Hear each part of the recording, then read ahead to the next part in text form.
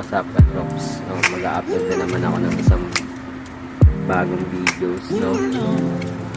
Yung na videoan ko lang yung nahuling malaking ahas dito sa lugar namin. So yun, laki talaga. Ngayon ako nakakita ng yung nahuli sa ilog. So yun, panoorin natin. Let's go Katropas. Naman nakausli yung bunganga, paano ko titipan? Laki yun. Dito sa hawak ng dito sa loob, hawak ng dito sa usli mo yung usli mo yung bunganga sa ganun mo. Ganun mo sa ako. Ay, makulera ko eh. Hindi, ganun mo pa. Ganun mo pa, baka mo pa yung sako doon. Ay, ganun. Bakit pinyo sa sako? Bitawan na. Bitawan, ganun eh. Bitawan na.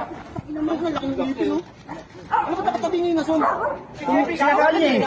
Gumaiging ka. Gumatak? Sobrang niya son. Ah. Ang gagawin niya?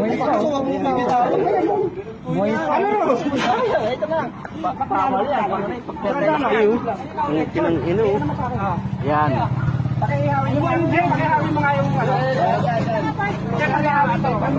Kaya nang lumunok ng yan ah.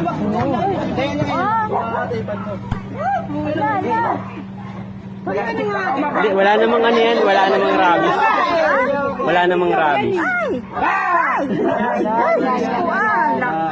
Natago. Huwag yung mata. Mata, ay mata. Napakalaki.